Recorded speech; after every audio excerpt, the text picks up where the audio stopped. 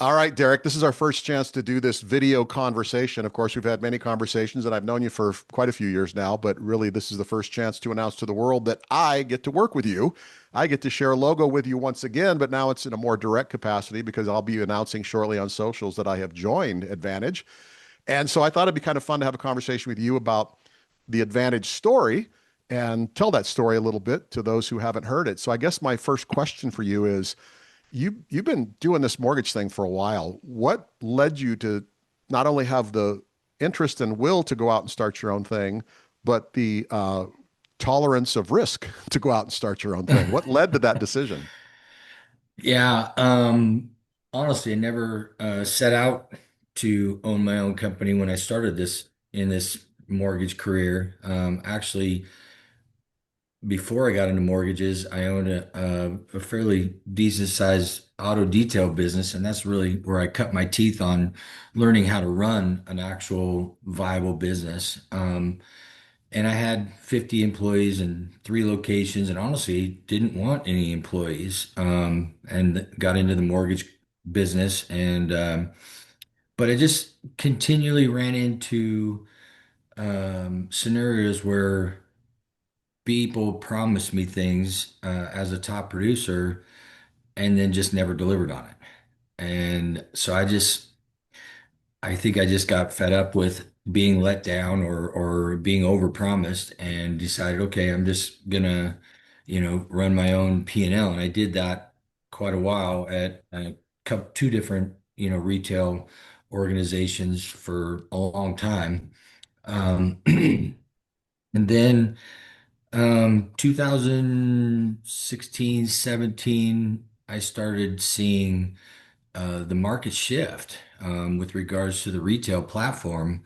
Um, it just costs more and more and more and more to for these companies to continue to run and to sustain what they were doing, ultimately affecting my clients' rates. And I came from the wholesale side or from the broker side back in 97, 98. So the broker world didn't scare me. A lot of people in the retail channel were like, "Oh, I'm never broken a loan. I did it once and it was a horrible experience." But I wasn't afraid of that because I'd done it before. So 2018 rolled around and I never lost loans to interest rates, but as an originator, 2017 and 18, I started seeing more and more of my clients going, this is crazy. And I kept losing deals. And I remember one time when my regional manager came in, or we all had to come in as branch managers and kind of project our volume for the next year. And on this big whiteboard, they put my volume up there and then went times 0.375. So they were already these regional managers were already calculating what their projected income was going to be off Off of of your all the volume. regions branch. And I'm like, okay, this is just blatant. I'm going to make X amount of money off of you and all your business. And they didn't give me a loan. The company's never provided me a loan ever. And so it just left a bad taste in my mouth. And then, What's funny about that, Derek, and I might want to make sure I call this out. One of the things I love about the conversations you and I have had about the possibility of me joining you here at Advantage is that you approach this from the originator perspective. I want to build something, and you don't just serve the originator. The ops people that work here love this place, and they love one another. And I mean, you invited me to the holiday party, and that was such a cool experience because I got to witness it firsthand. But you wanted to create a culture that addressed so many of those concerns you just mentioned. Like back in the day, it was scary to broker a loan. You had to learn the online interface of every different lender you wanted to use. There mhm, was no cohesive system in place for somebody else to make sure that that was already thought through and a mhm, plan prepared. But the broker channel, I went to MBA this last winter, late fall, winter, and their own data showed a 25% increase in market share for the broker channel. I mean, that's substantial, and it's so mhm, substantial the MBA couldn't not mention it because it's pretty mhm. substantial. What, in light of everything you just said, what makes Advantage unique in this booming channel? The broker channel's legit. People are moving there. It's the data proves that. So it's becoming a crowded channel. What makes Mhm. Advantage unique within that expanding channel? The uniqueness really is the ability to scale. A lot of people start broker shops, and it's usually the owner that's the originator, and then they're trying to support a bunch of people or a few people, but their main focus is really on their volume, and it's tough to sometimes take your income and give it to support staff or hire people, right? It's that's a tough transition to make. And I just I'm not worried about how much, I mean, I should say I'm not worried about how much money I make, but I'm not trying to take it all. I want to bring support staff in so that we can't, because two people can, lift 3 or 4 times more weight than one person, right? So really scalability is the big difference. But yeah, the broker channel is continually growing. When I started in 2018, um, it was only like 14%. So in 8 years, we've taken 10% market share. And I think the originators are just, they're just getting to that point where they're tired of the game of, knowing that in order to compete, I got to ask my branch manager for a concession, and then I'm doing loans at a reduced comp. And like I said, I got tired of paying for all the bloated middle level management that was affecting my clients and my business, my ability to actually do loans. And like you said, I am an originator, so I get the struggles. So we just really have built a platform that has the support. So I basically wanted to take all the fun stuff, the cool tools, the technology, and the systems that the retail channel has, but just do it more concise, more intentional, and still have the support that originators need, but offer it at a better price. And so it's become a winning combination, and it's working. So you have bridged the gap really powerfully. I know originators who looked at the broker channel, said, "Well, now I got to go buy my own computer. I got to have somebody on the phone that I can call for IT support. I've got to have some sort of marketing solution." And you still should have some of your own marketing tools. I mean, no company is going to Hmm. provide everything you might want, but there literally was no internal support in some of those brokered offerings. It was all on the loan officer to come up with their own solutions. Hmm.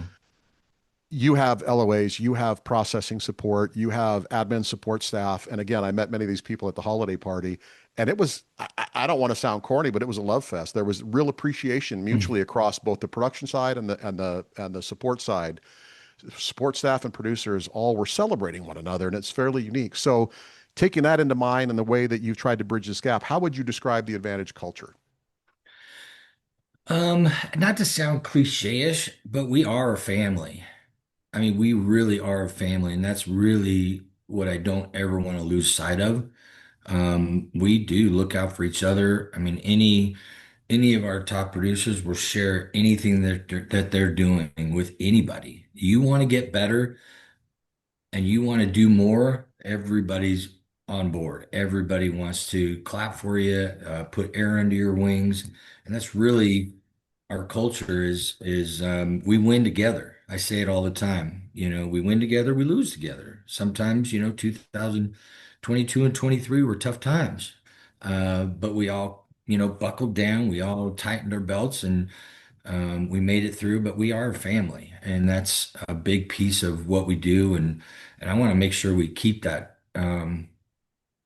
More importantly than anything, at bringing people in, they definitely need to be a part of the family. So, It's funny you talk about that because one of the things you and I discussed as we were considering this possibility of working together was, hey, Kirk, you got to know that the people here are a little nervous about growth, not because they don't understand that growth is important, but they don't want to ruin what we have.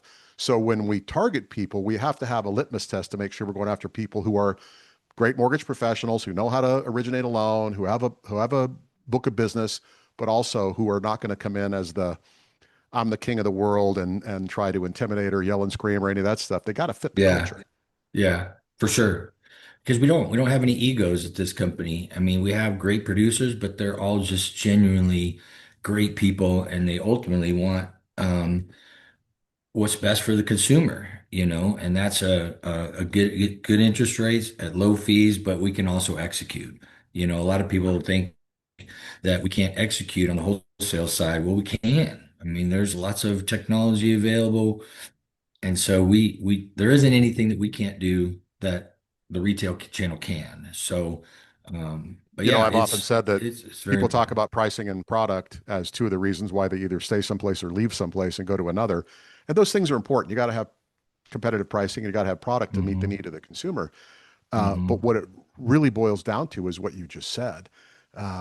They got to have uh, that support. They have to have that connection. They have to have that ability to do the next thing and to do it effectively. Execution to me is the key that separates mortgage companies one from another. Those that can execute really well tend to be successful, even if they don't have the best rates. When they execute really well, they become reputationally known for that.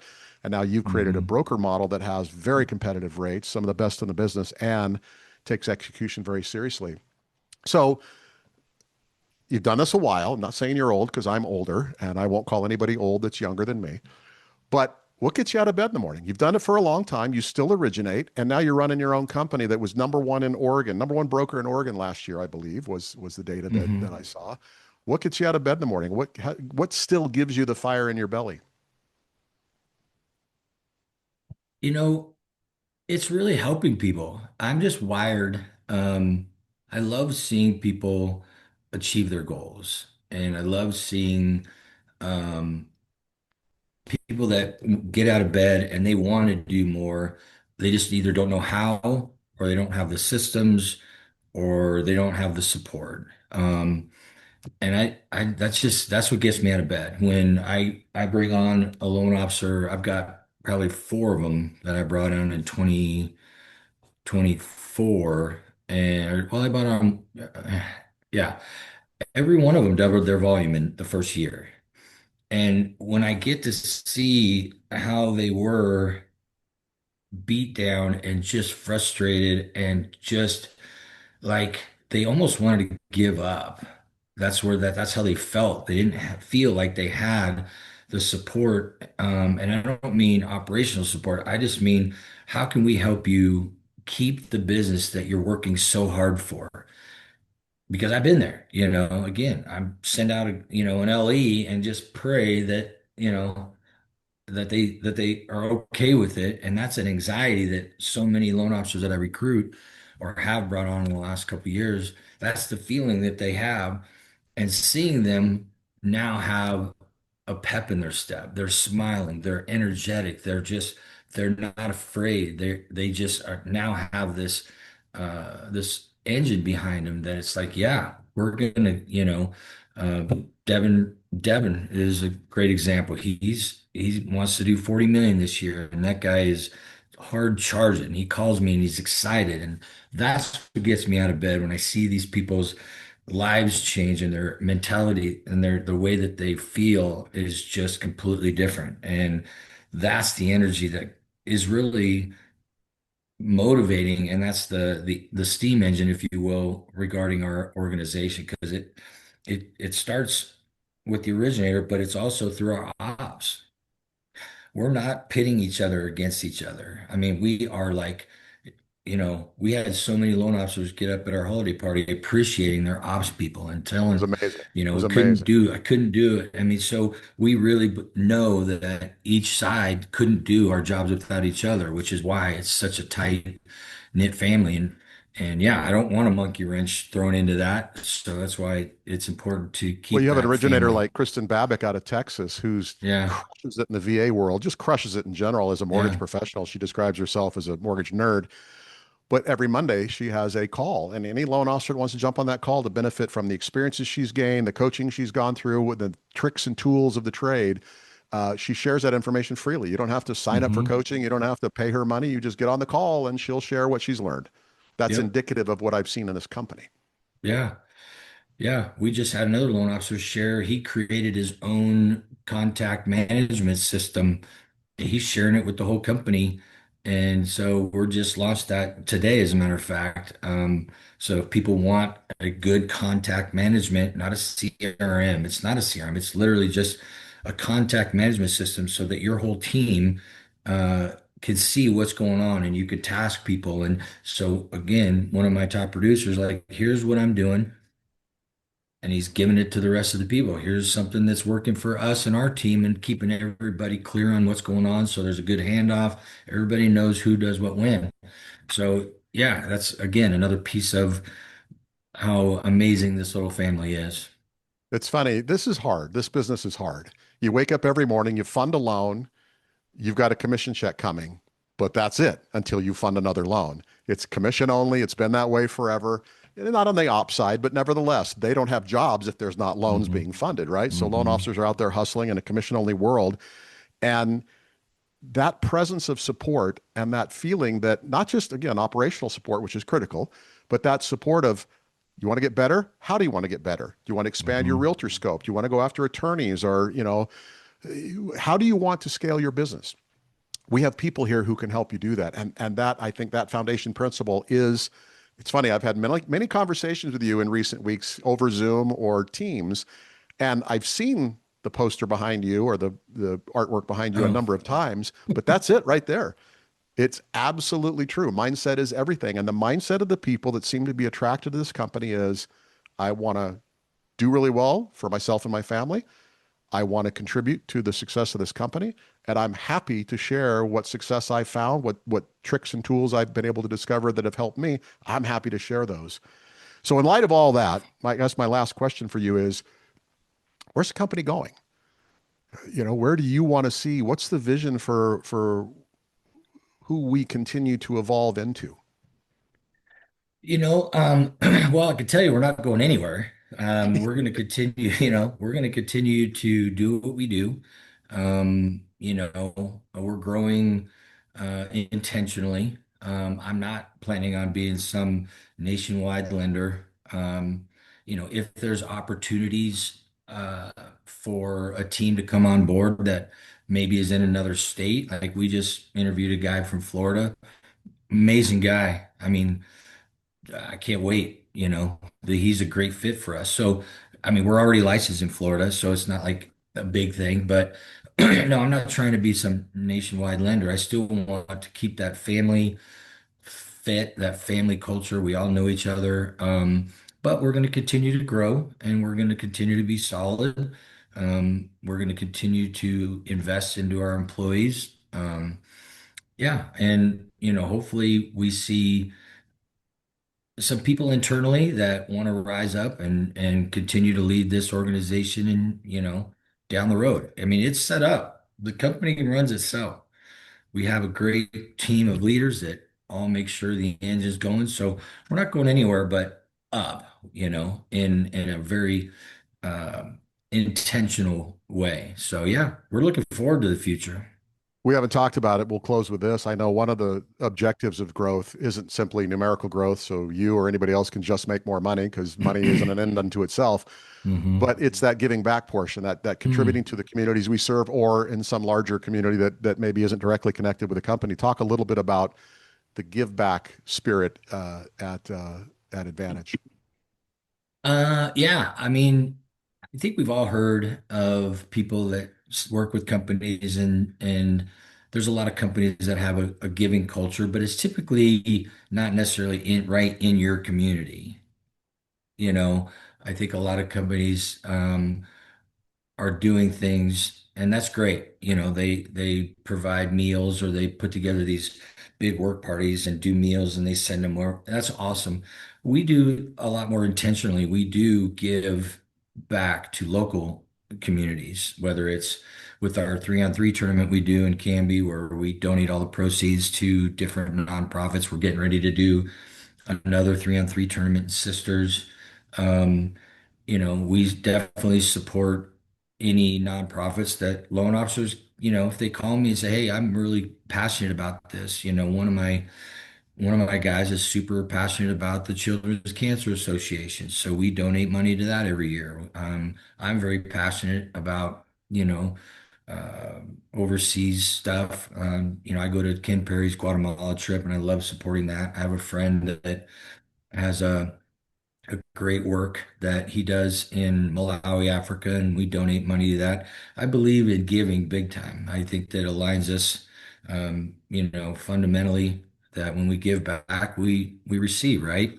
It's a universal law. And So yeah, I love giving back to whatever organizations that people see fit, but it is a local thing, you Yeah. know.